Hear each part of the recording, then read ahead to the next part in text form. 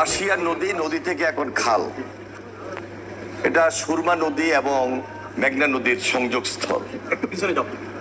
এই খালটা শহীদ রাষ্ট্রপতি জিয়া রহমান সাহেব নিজে এসে এখানে খননের কাজ হাত দিয়েছিলেন। একবার আসেন নাই, দুইবার আসছিলেন।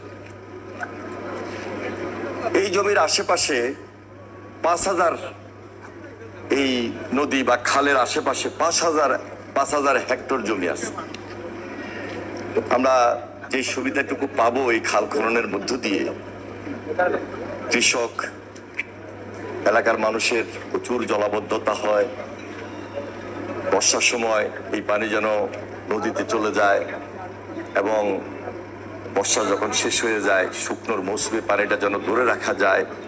আমরা চিন্তা করছি যে এখানে হয় সুইচ গেট, আর না হলে অন্য কোনো উপায়ে আমরা এটা ধরে রাখার ব্যবস্থা বা উদ্যোগ গ্রহণ করব। তো আমরা খুবই আশাবাদী, ইনশাল্লাহ 2 মে মাননীয় প্রধানমন্ত্রী জনাব তারেক রহমান নিজে আসবেন, নিজে উপস্থিত থেকে এলাকাবাসীর আমাদের সবার সঙ্গে থেকে খাল খনন কর্মসূচি তিনি নিজের হাতে করবেন, যেটি প্রেসিডেন্ট জিয়া রহমান সাহেবও করেছিলেন। এখানে 2টা উপায়ে কাজ হবে। একটা হবে আমরা নিজেরা এটাকে কর্মসংস্থানের জন্য লেবার ওয়ার্ক, পাশাপাশি সামাজিকভাবে যারা করতে চান তারা এখানে এঙ্গেজ হবেন, এবং বাকি অংশ, অর্ধেক অংশ, সেটা টেন্ডার প্রক্রিয়ায় এক্সকাভেটরের মাধ্যমে, মেশিনের মাধ্যমে খাল খনন করা হবে।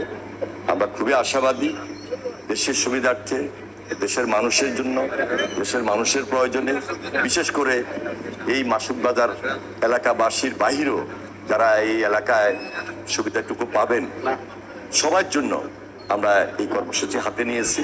আপনাদের আন্তরিকতা এবং সহযোগিতার মধ্য দিয়ে আমাদের বিশ্বাস আমরা সর্বোচ্চ সুবিধাটুকু দেশবাসীকে আপনাদেরকে দিতে সক্ষম হব।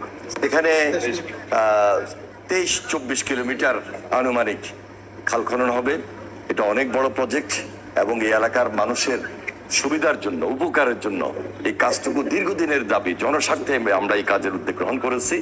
আমরা আশা করছি সবাই আন্তরিকতা এবং সহযোগিতার মধ্য দিয়ে আমাদের কাজটুকু আমরা সমাপ্ত করতে সক্ষম হব। এক সময় এই ব্রিজটা করা হয়েছিল হাঁটার রাস্তার জন্য, 10 ফিট রাস্তা। এখন যেহেতু এখানে জনসমাগম বেড়েছে, বসতি বেশি স্থাপন হয়েছে, বিশেষ প্রয়োজনে উন্নত জীবন সবারই প্রয়োজন, এবং এটা একটা নতুন বাজার, এই বাজারের মধ্যে জনসমাগম অনেক বেশি। সুতরাং ইতিমধ্যে আমরা সিদ্ধান্ত নিয়েছি, এলজিডির ইঞ্জিনিয়ার সাহেবরা আছেন, আমাদের ডিজি সাহেব আছেন, ডিসি সাহেব আছেন, সবাই মিলে আলোচনা করে আমরা সিদ্ধান্ত নিয়েছি জনস্বার্থে এই ব্রিজটি ডাবল করার জন্য ব্যবস্থা গ্রহণ করা হবে। বাঁশিয়া